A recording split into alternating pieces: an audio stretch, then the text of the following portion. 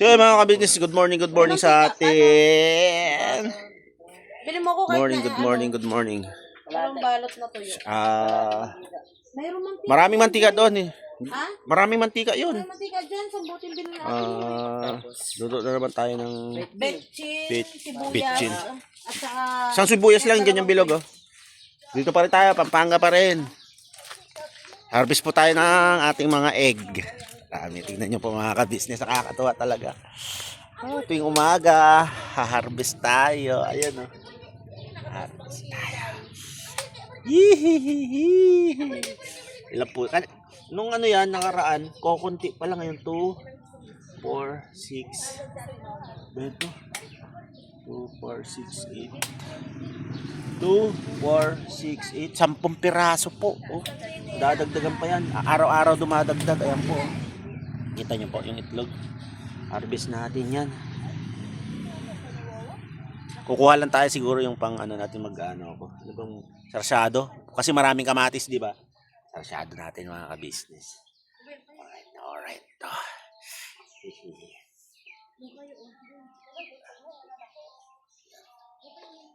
May harvesting ko muna yan at ikot-ikot lang muna tayo dito. Tingin-tingin tayo. Marami pang itlog eh. Ang dami po nilang Tagalog. Tawag na Tagalog naman, native. Ayan, mga native nila doon. Kita nyo po ba?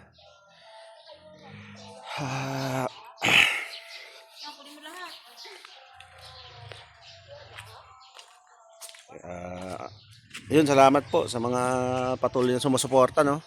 Kahit na puro pagluluto yung ating naiba-vlog,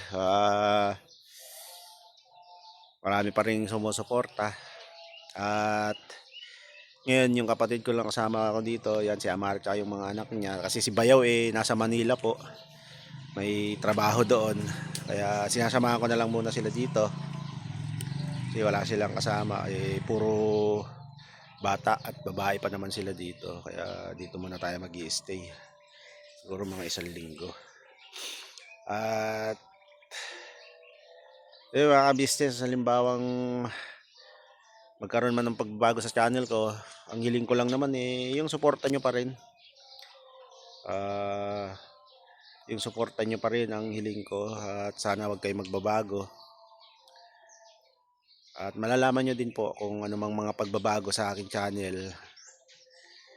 Kaya ngayon pa lang nagpapasalamat na ako sa bawat sumusuporta at patuloy na nagtitiwala sa aking kakayanan sa mundo ng vlogging. Marami mang dumadaan na pagsubok, kailangan harapin natin ang ng matapang at huwag tayong panghihinaan ng loob, kasi dumaan na ako sa mga napakaraming pagsubok at carry natin yan. So sa ngayon ito muna, mga simpleng vlog ang yung mapapanood. Sa mga susunod na pagkakataon,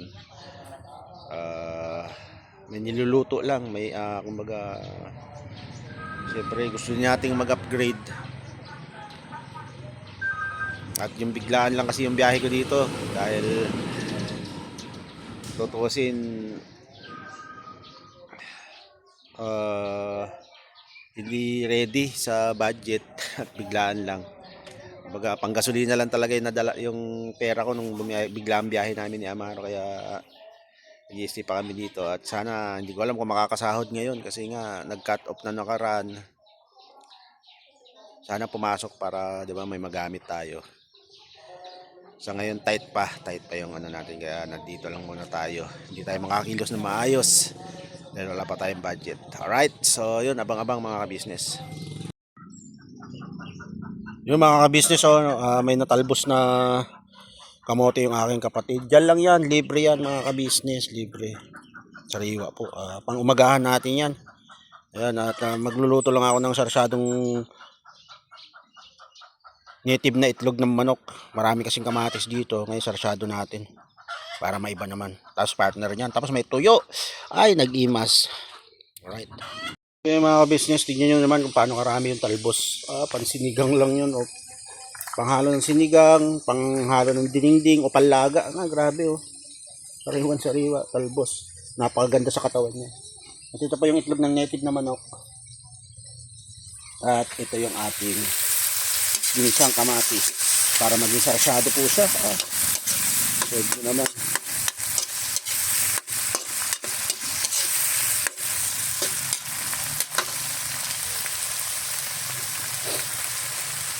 Marami pa pala silang mga ka-business, itlog ng native na manok sa rep.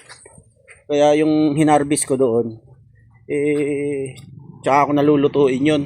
Unahin ko na muna itong mga na-harvest nila. Kanina marami yan. Ayan, 3 na lang yung tinira ko. Bali, ang nilaga ko, may anonang pa oh. Yan, may puno din po sila dyan, anonang.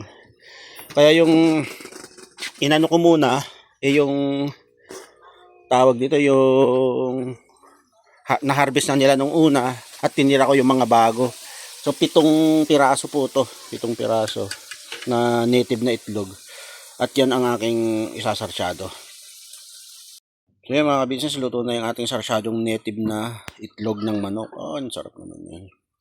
So ito po yung ating nilagang talbos ng kamote.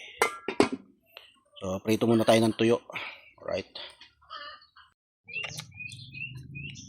Niluluto ng nanay niya. So mga business, ayan na, almusal na natin. Ito yung itlog na sarsyado, talbos ng kamote, meron tayong konting gulay dito, bakbit at yung sausawan natin, bagoong, tapos suka para sa atin toyo. Yun, kain, let's go!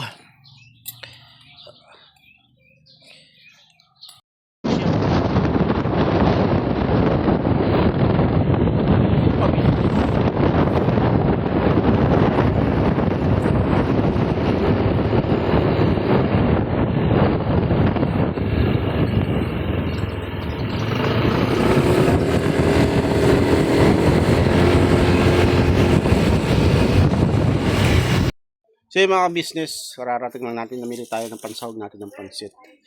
Ito, gulay na halo-halo. Tapos kikiam yung gagamitin natin kasi nakita ko dito, yung aking kapatid may mga stock siyang spaghetti, marami yung pansit eh. So nung nakaraan December pa daw to, sabi ko pansitin na natin yan. Lutuin natin para pantanghalian at merienda na rin. So yung isang kalahating kilo siguro itong isa, di marami-rami na din po yun. Prepare ko lang to mga ka-business. Balikan ko kayo. Naging halo ng ating mga pansit. Ating pansit yan. May celery.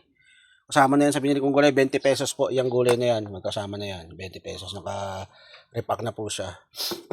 Tapos kikiam lang po yung ating magiging sahog. Masarap po yan. At sibuyas bawang. Ito yung bihon. Ito yung bihon natin. At yung toyo. Seasoning at isang shrimp cubes.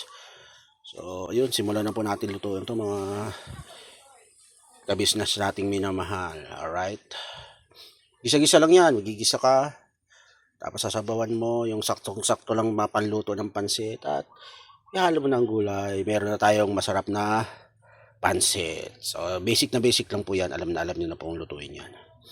Magigisa, isusunod at lalagyan ng tubig, seasoning, at pag kumulo, ilalagay ang pansit, at sunod ang gulay, at pagkaluto ng gulay, hahanguin na. Let's go!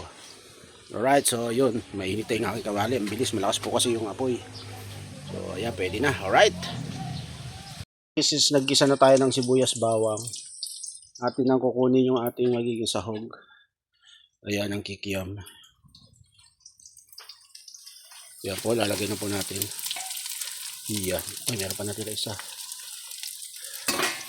So, mekos lang yan.